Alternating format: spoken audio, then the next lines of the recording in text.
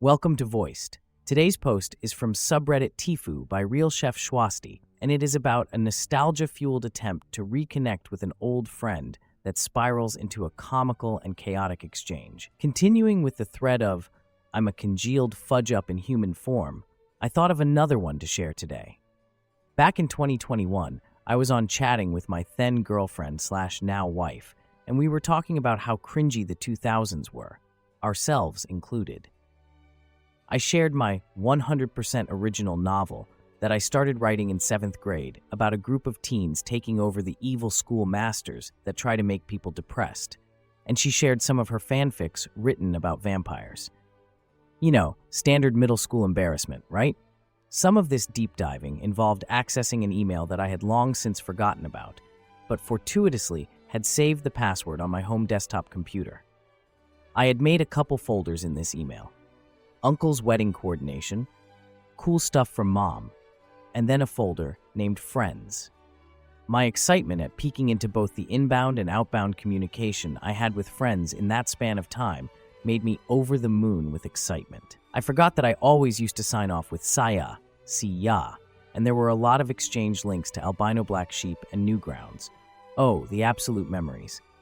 Weeble, if you're out there, you got me through some crap, man. However, there was one thing that I didn't recognize. It was an email with the subject line, "Please read," sent from someone I hadn't been good friends with since 2005. I opened it and read what was attributed at the end as a love letter, but for the duration of reading it, made my cringy heart swell with delight. You know how dramatically people declare their love at the age of 13? Well, this was a lot, even for that. I remembered this person, though. We were FB friends and had last talked in 2016. She married a mutual friend that we had from middle school, and her claimed occupation was for a company called doTERRA. She wasn't a stranger, but we weren't exactly BFFs anymore. I thought I knew her well enough to think that she might find a bit of humor in the letter. I saved the letter to my desktop computer and shut it down. Impulsively later that week, I sent her a thing on Facebook Messenger. All I said was, going through my old email from 2006, found something you sent. You might get a kick out of it. Unsure. Let me know. She replied, sure, why not? I asked for her email address and she delivered. This is where the FU begins. See, I went on vacation immediately thereafter. I was out of town for almost a week. I forgot to send it and didn't have access to this email on my phone, nor did I think this matter was that time sensitive. Apparently to her, it was very time sensitive. A few days later, she messages me, "Gonna send me something or not?" I replied, "Crap, sorry, forgot, it's on my home computer." A couple days later, while I was still gone, she messages me again, "Did you send it?" I didn't reply to that message because I was driving at the time. I naturally, being an idiot, also forgot to reply to it later that night. The next morning, she messages me, "So this is why I unfriended. Why? I don't really take anything you say beyond face value and why I don't talk to you. Now you claim you may have some of my copywriter's work and you take your sweet time to get it to me. Well, guess what? If it is among the many that are now copyrighted, you best know what I'm about to say next. Get it over with. How about you stop wasting time, huh? And send it already." I reply, "I've been on vacation and forgot about it. You all right?" "I'm good. Just don't steal but stuff, or my attorney will sue you on behalf of myself. Enjoy your vacation." Me. It was a love letter you sent 15 years ago. I thought it'd be a kick to see something you wrote that long ago because we were kids. But, good to know who I'm dealing with. Disregard. Have a good one. I really didn't like the tone, and especially when the lawyer card is dropped. I figured the best thing to do at this point was to make my exit and hope it died down. I also was fairly certain there was no case even slightly possible to make out of this legally. I still want it, because guess what, I wrote it. And guess what? This is just business, so get over it. How else can I control my copyrighted works, a published author? Get over yourself and just send me the crap I wrote. Me. So you honestly think you can get your attorney to sue me for an email you wrote a decade and a half ago? Just curious to see if that's where we're at. Tim says I can. You sound like a narcissist. Says the person claiming a cringy love letter sent as a teen is a copyrighted work. Interesting. Her.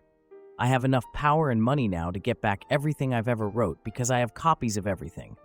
So send me what I wrote so we can be done here. I have no intention of being your friend. If you have copies of everything, why would you need this?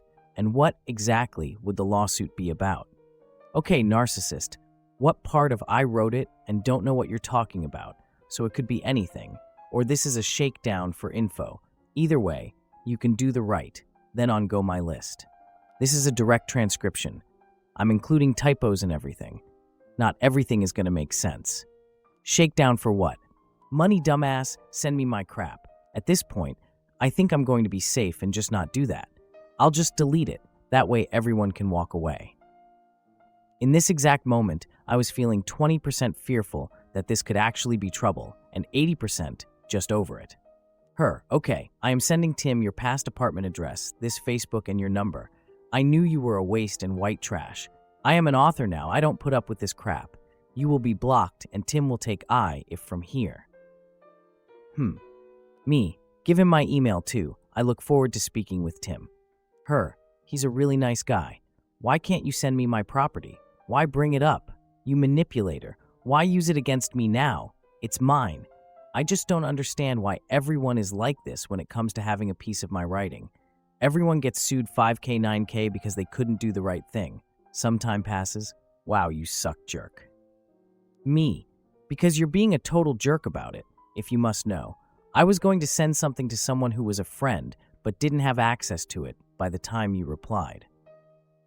Her, this is my life work, you idiot. God, you're sick. I am glad I haven't talked to you in ages.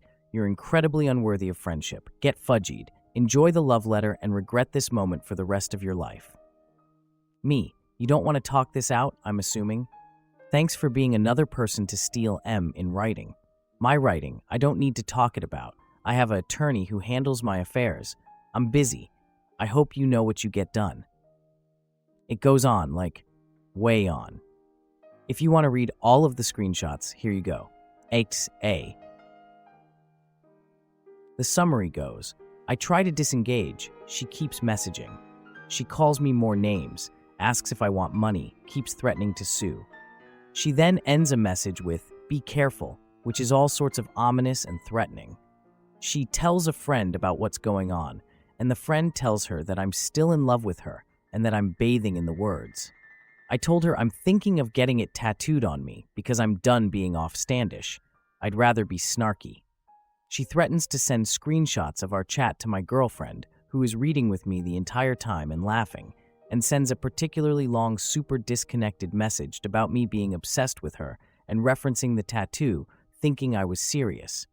She ends with, fudge the paper. I don't care, you weird fudging loser. I just reply, sounds good, hoping it was over.